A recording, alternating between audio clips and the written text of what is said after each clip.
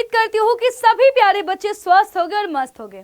तो आज है आपकी डिमांड पर लाया गया सेशन।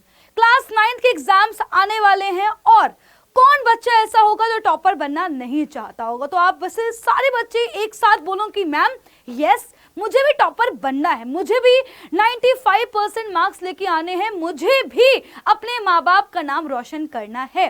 तो अगर आप ये सोच रहे हो कि तुम टॉप नहीं कर सकते हो, टॉपर तो के पास तो कुछ अलग ही दिमाग होता है, अलग ही एक्स्ट्राऑर्डिनरी वो होते हैं, तो ऐसा कुछ भी नहीं है।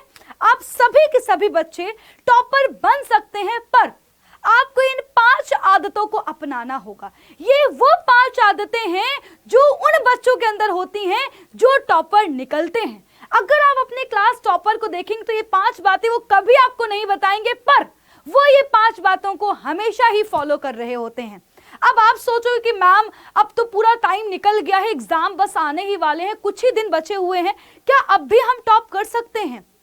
मैं बोलूंगी यस, आप कर सकते हो, क्योंकि बेटा जी ये वही टाइम है जिसमें आपको इन 5 रूल्स को फॉलो करना है, 5 बातों को जो है फॉलो करना है। इनको ही अगर आपने अभी लास्ट मोमेंट पे कर लिया तो कोई नहीं रोक सकता। तो चलिए स्टार्ट करते हैं बिना समय गंवाए हुए। बच्चे, सबसे पहली चीज, अगर आप अभी भी फिक्स स्केड्यूल में पढ़ाई नहीं कर रहे हैं तो शायद है कि फिर ये टारगेट अचीव करना मुश्किल होगा, क्योंकि आपको एग्जाम के पहले तक अगर आप हर दिन, बेटा मैं के लिए एक दिन की बात नहीं कर रही हूं, अगर आप हर दिन 6 से 7 घंटे की पढ़ाई नहीं कर रहे हैं तो फिर आप शायद टॉपर नहीं बन पाएंगे। ये 6 से 7 घंटे की पढ़ाई बहुत इंपॉर्टेंट है लास्ट मोमेंट पे, क्योंकि यार ऑब्वियस सी बात है, इतना सारा सिलेबस है, इतनी सारी हमें चीजें पढ़नी है, इतनी सारी चीजें तैयार करनी है, तो उसके लिए आपको इतना टाइम तो देना ही पड़ेगा। और बेटा इसमें आप ऐसे नहीं कर सकते हो कि आपने एक दिन तो 10 घंटे पढ़ा पर अगले दिन आपने कुछ भी नहीं पढ़ा, या फिर आपने जो है एक दिन पढ़ाई कर ली, अगले दिन बहुत देर तक सो रहे हो, है ना। एक दिन सुबह 5 बजे उठ गए, अगले दिन जो है सुबह 10 बजे उठ रहे हो, एक दिन रात में जल्दी सो गए, एक दिन रात भर जाग के पढ़ रहे हो। तो अगर आप ऐसे पढ़ाई करोगे बेटा, शायद है कि फिर ये जो है टारगेट अचीव करना संभव नहीं हो पाएगा।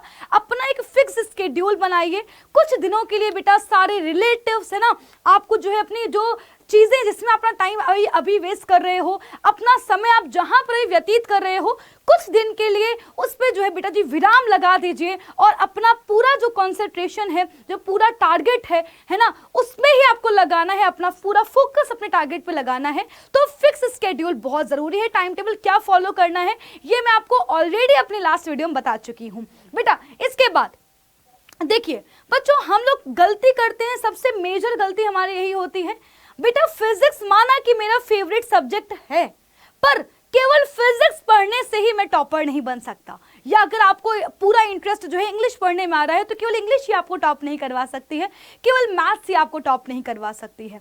सारे सब्जेक्ट इक्वल मार्क्स के आते हैं। आपने देखा होगा कि जो आपके स्कूल के टॉपर होंगे, जो भी आप टॉपर देखो, चाहे आप किसी एक टॉपर की बात नहीं करो, हर एक क्लास के टॉपर्स का अगर आप देख लो तो उनके हर एक सब्जेक्ट में ही अच्छे मार्क्स आए हुए होते हैं। तो आपको इस टाइम पर सारे सब्जेक्ट्स को इक्वली टाइम देना होगा, क्योंकि हिंदी, संस्कृत, आर्ट्स जो भी आपके सब्जेक्ट हैं सब बेटा जी 100 मार्क्स के हैं, है ना। सबका इक्वल ही बच्चों कंट्रीब्यूशन है। और अगर किसी एक सब्जेक्ट में मार्क्स मान लो कम आ गए, मान लो संस्कृत में आपने पढ़ाई नहीं करी और संस्कृत में आपके 50-60 नंबर आ गया, आपकी ओवरऑल परसेंटेज डाउन हो जाएगी। और आपको पता ही है कि टॉपर जब बंदा बनते हैं ना तो 1 या 2 नंबर से ही कुछ लोग रह जाते हैं, और फिर आप सोचो कि इतना बड़ा ड्रास्टिक चेंज होगा, है ना, इतनी बड़ी गलती हम शायद कर चुके होंगे। तो ये आपको नहीं करना है, क्योंकि लास्ट मोमेंट है ये आपका, और इसमें आपको सभी सब्जेक्ट्स को लर्न करना है, चाहे वो सोशल साइंस हो, चाहे वो इंग्लिश हो, चाहे वो हिंदी हो, चाहे कंप्यूटर हो। जो भी आपके सब्जेक्ट हैं आपको अच्छे लग रहे हैं, नहीं अच्छे लग रहे हैं, उससे फर्क नहीं पड़ता, आपको हर एक सब्जेक्ट को इक्वली टाइम देना है। इसके अलावा बेटा आपको हर एक कॉन्सेप्ट को पढ़ना है। कुछ कॉन्सेप्ट लोग छोड़ देते हैं कि हम पेपर के एक दिन पहले पढ़ लेंगे, या कुछ चीज़ों को पढ़ने में मज़ा नहीं आ रहा होता है, मान लो कोई डेरिवेशन आपको करने में मज़ा नहीं आ रहा, तो हम लोग क्या करते हैं उसको छोड़ देते हैं। पर बेटा जरा सोच के देखो कि एग्जाम एग्जाम के एक दिन पहले आपको वो चीज कैसे तैयार हो सकती, नहीं हो सकती ना बेटा। जब वो 2 महीने पहले हम लोग प्रॉपर एक दिन पूरा लगा दिया, तब वो सब्जेक्ट तैयार नहीं हो रहा, तब वो कॉन्सेप्ट तैयार नहीं हो रहा, फिर एग्जाम के एक दिन पहले तो ऑलरेडी इतना प्रेशर होता है, कैसे करोगे आप। तो इसलिए बेटा अभी आपके पास जो टाइम है उसमें उन सभी कॉन्सेप्ट्स को पढ़िए जो इंपॉर्टेंट हैं, जो आपने छोड़ दिए हुए हैं, क्योंकि एग्जाम के दिन हमें सबसे ज्यादा जो डर लगता है वो उन्हीं टॉपिक्स से लगता है जो हमें नहीं आते होंगे, जो हमने छोड़ दिए होते हैं। हमें लगता है कहीं यार ये वो टॉपिक ना आ जाए, कहीं यार वो क्वेश्चन ना आ जाए। और जब एग्जाम पेपर में एक क्वेश्चन नहीं आता है ना, तो बहुत ज़्यादा मोरल डाउन हो जाता है। तो इस चीज़ से बेटा बच्चिए आपके पास अभी टाइम है, आप अपना पूरा दिन लगा सकते हो बेटा जी, पूरी मेहनत लगा सकते हो और अपना टारगेट अचीव कर सकते हो। कोई बेटा जी नामुमकिन जैसी कोई बात है ही नहीं। बेटा इसके बाद आते हैं थर्ड चीज, रिवीजन। बेटा revision revision revision is the only की ऑफ जो है बोर्ड में एग्जाम, चाहे टॉप करना हो, चाहे आपके स्कूल एग्जाम में टॉप करना हो, अगर आपने एग्जाम के पहले 2 से 3 बार रिवाइज नहीं किया है तो बच्चे दिक्कत होने वाली है, राइट। तो हमें करना क्या होगा, हमें भरपूर मात्रा में रिवीजन करना है। जो चीजें आप पढ़ चुके हो, ये मत सोचो अरे ये तो मैं मुझे आता है, ये तो मैं पढ़ लूंगा, है ना। आपको करना है बार बार उनकी प्रैक्टिस करनी है। और अगर 3 से 4 बार आपने हर एक कॉन्सेप्ट को रिवाइज कर लिया तो ये बेटा मान लो कि वो चीज आपको जिंदगी भर के लिए तैयार हो गई, है ना। और फिर बच्चों आपके अंदर जो डर है वो निकल जाता है। तो रिवीजन बेटा आपको बहुत ज्यादा करना होगा, चाहे वो न्यूमेरिकल्स हो, चाहे वो क्वेश्चंस हो, चाहे वो राइटिंग हो, राइट। बेटा आपको हर एक चीज में रिवीजन बहुत जरूरी है। जो टॉपिक्स आप लोग ऑलरेडी पढ़ चुके हो उसको कम से कम बेटा जी वीक में एक बार तो रिवाइज देखो, जो आप हमें आता होगा वो तो जल्दी रिवीजन हो जाएगा ना। तो एक दिन निकाल लो जिसमें आप क्या करो, पूरा हफ्ते का जो आपने पढ़ा हुआ है उसको रिवाइज कर लो। इससे क्या होगा, इससे होगा ये कि वो जो चीजें हमने तैयार की हुई हैं वो हम भूलेंगे नहीं और वो हमेशा के लिए हमारे दिमाग में छप जाएंगी। बेटा चौथी चीज है राइटिंग प्रैक्टिस। अब आप में से बहुत सारे बच्चे ऐसे होंगे जो आता होगा जिनको, लेकिन जब वो पेपर में लिखने जाते होंगे तो उनके मार्क्स कम आते होंगे ना। आप में से बहुत सारे बच्चे ऐसे होंगे जो बोलते होंगे मैम हमें आता तो सब कुछ था पर हमारे मार्क्स पता नहीं क्यों कम आते हैं। बेटा लैक ऑफ राइटिंग प्रैक्टिस। हम लोग करते क्या है, लर्न कर लेते हैं पर लिख कर नहीं देखते। अब आप कहोगे मैम इतना सारा है हम कैसे लिख कर देख ले, है ना। पर बेटा ये गलत बात है। जो लॉन्ग क्वेश्चन है, जो चीज़ आप बार बार भूल जाते हो उसको एटलीस्ट लिख करके देखो। इससे क्या होगा बेटा, इससे वो चीज़ आपकी बिल्कुल स्ट्रांग हो जाएगी और एग्जाम के दिन तक आप उसको नहीं भूलेंगे।